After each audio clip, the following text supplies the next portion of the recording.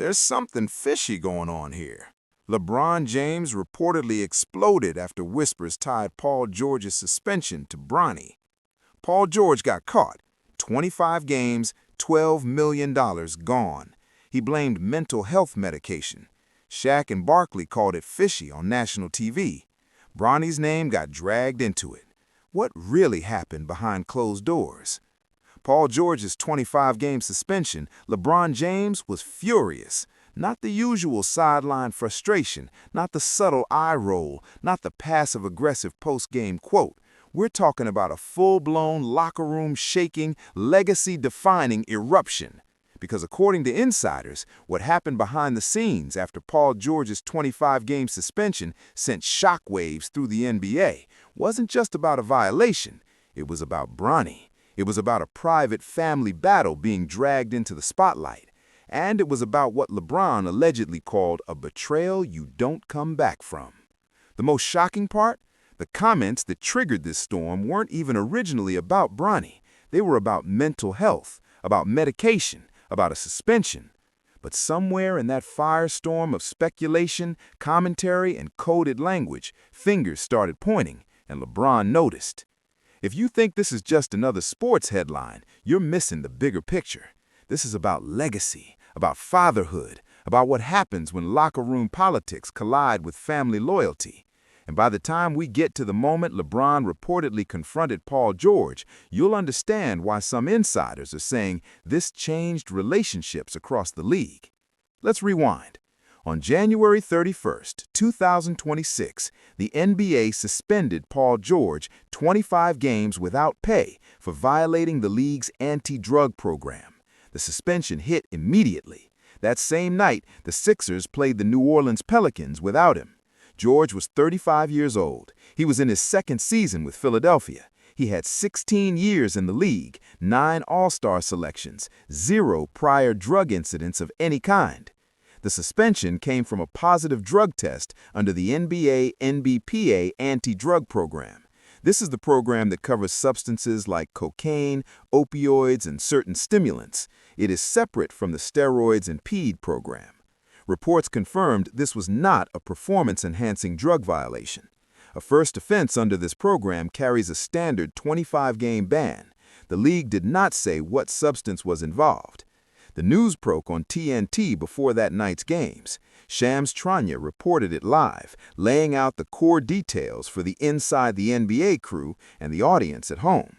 This is a highly unusual and stunning development, Ernie, for one of the league's really great players in the past and someone of his caliber.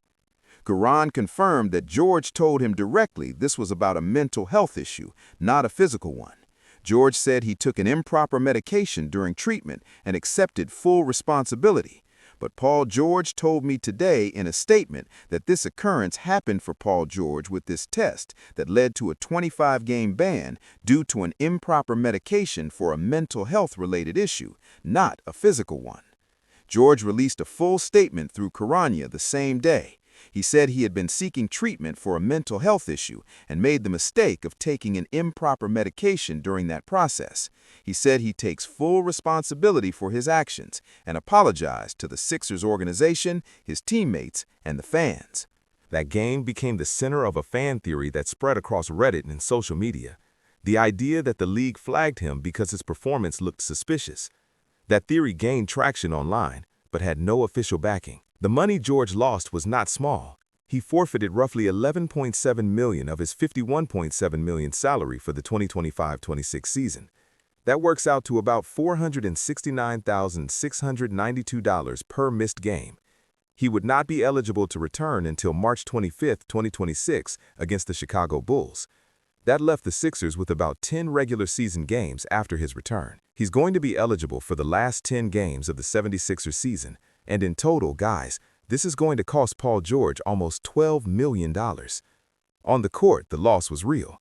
George had been averaging 16 points per game in 27 appearances, shooting 38.2% from three. He was the team's third leading scorer and their most versatile two-way wing. He defended the perimeter, created shots as a secondary playmaker, and spaced the floor next to Joel Embiid and Tyrese Maxey. When all three played together, they outscored opponents by more than 7 points per 100 possessions.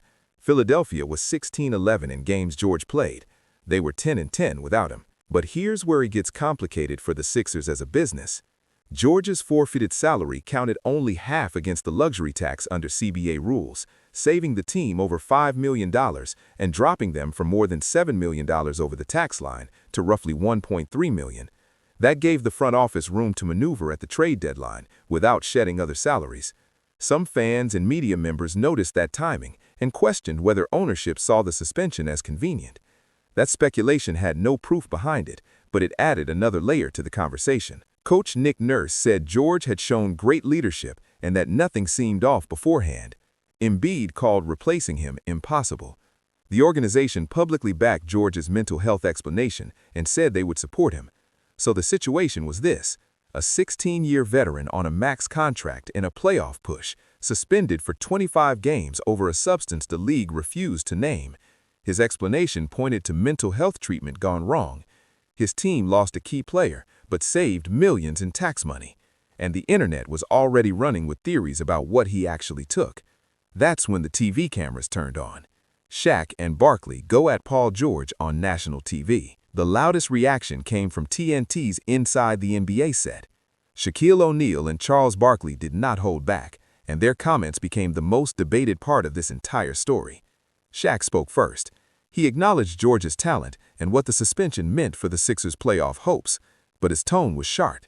He made one point clear: every player in the league gets a booklet. That booklet lists every banned substance. It tells players how long each substance stays in the system. It spells out the testing schedule. You know, they give us a booklet on what to do or what not to do. They give us a booklet. Shaq was not speculating about what George took. He was making a point about process. After 16 years in the league with 3 to 4 random tests per year, a veteran should know exactly what he can and cannot put in his body. The rules are not hidden. The resources are not hard to find. Every team has medical staff. The league runs a player assistance program.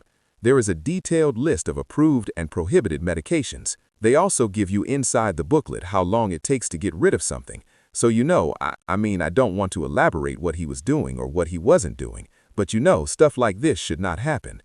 He may be focused on his own Lakers season and choosing not to get involved in another team's controversy. He may be deliberately avoiding the topic because any comment, positive or negative, would become its own headline and distract from both his play and his son's development. Because that's the other thread running through this entire story: Bronny James.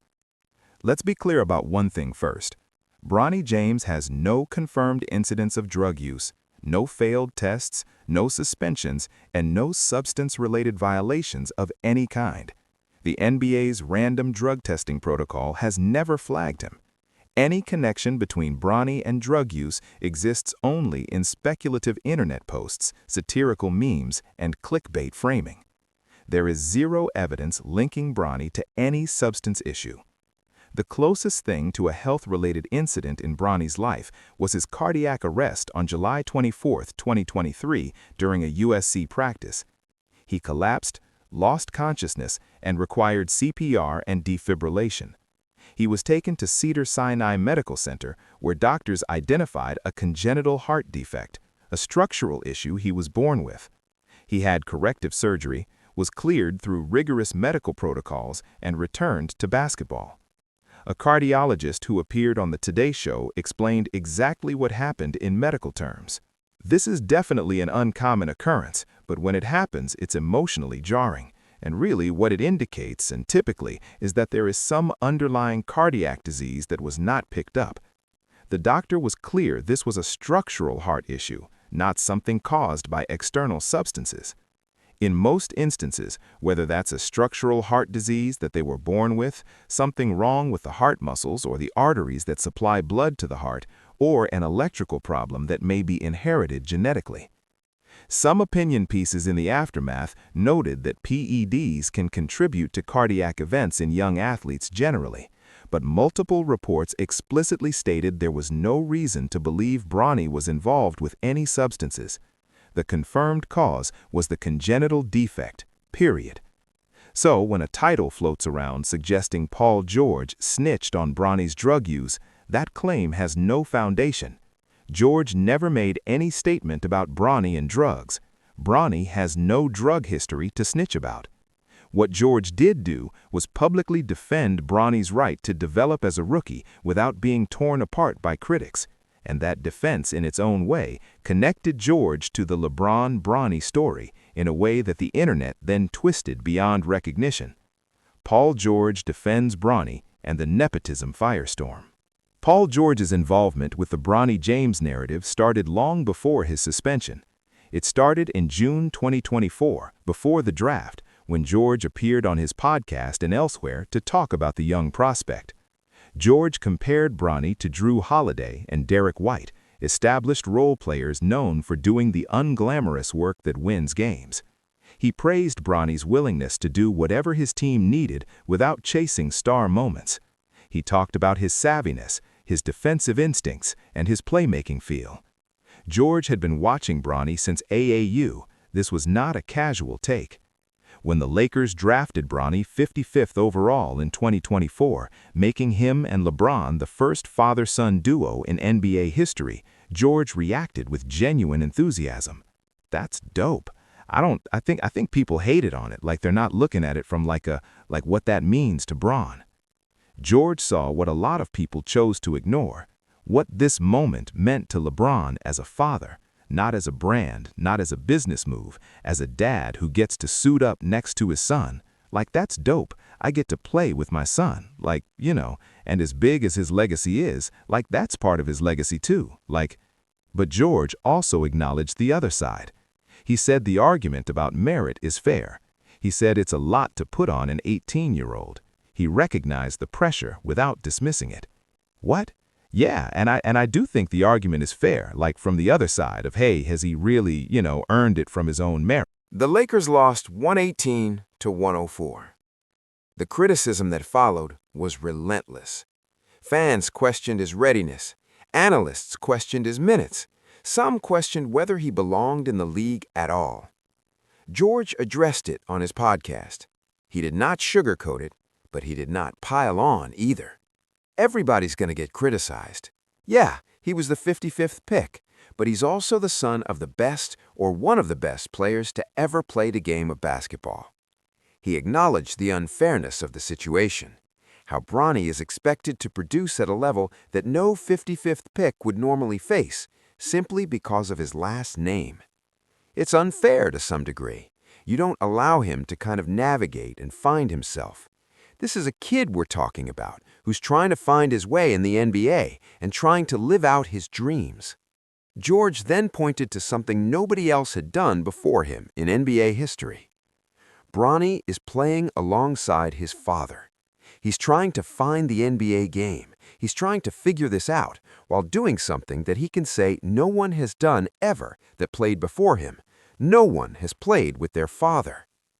The nepotism debate around Bronny never stopped. It started when he was named a McDonald's All-American, where scouts and evaluators privately said other players got passed over because of his last name. It continued at USC, where he averaged 4.8 points in 25 games as a freshman. It escalated when the Lakers drafted him despite those numbers, and it peaked again in January 2026 when Bronny received 2 player votes for All-Star starter, finishing 44th among forwards.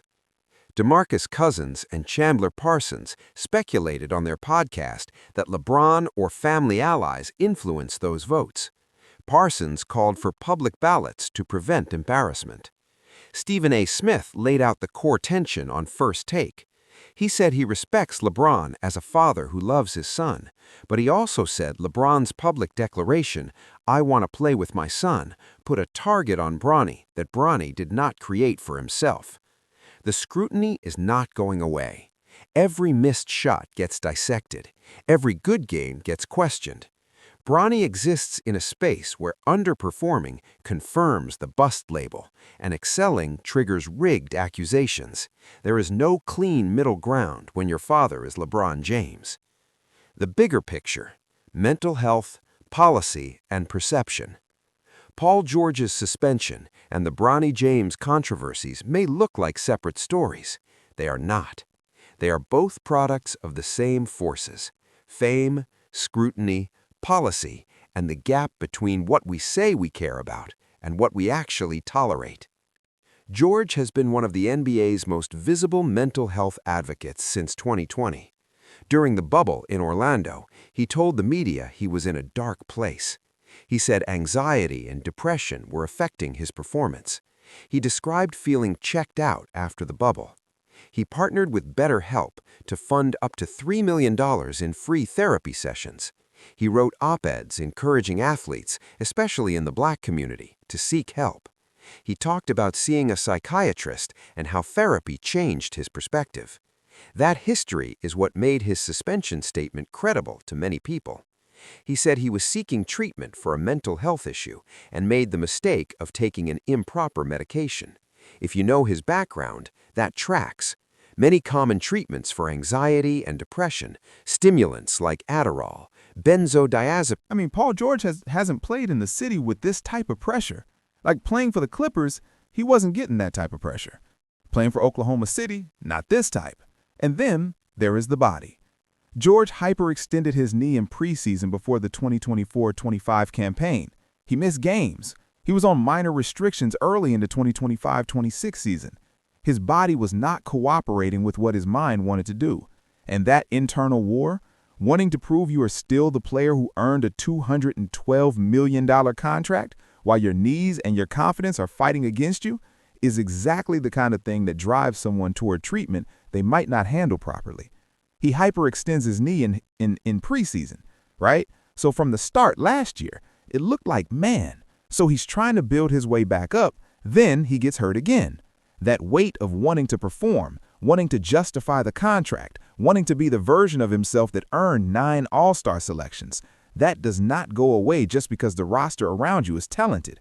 So now, he's just got this weight and pressure of wanting to prove, because that's how psycho we all are. The NBA's anti-drug program was built for a different era. The original framework came out of the 1980s cocaine crisis.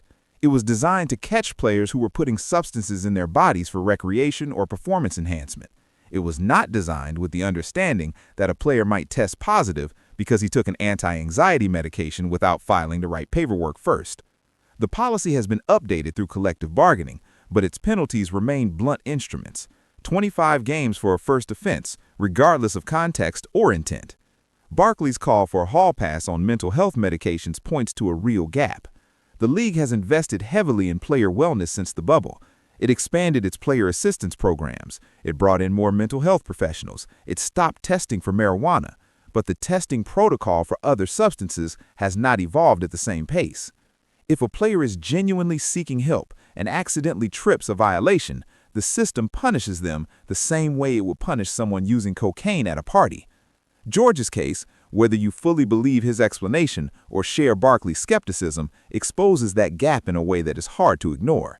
The privacy protections that keep the substance secret also keep the public from understanding whether the punishment fits the situation. And in that information vacuum, speculation fills every corner. From Adderall theories to ketamine guesses to flat-out accusations of recreational use that have no evidence behind them. Bronny James lives in a parallel version of the same problem.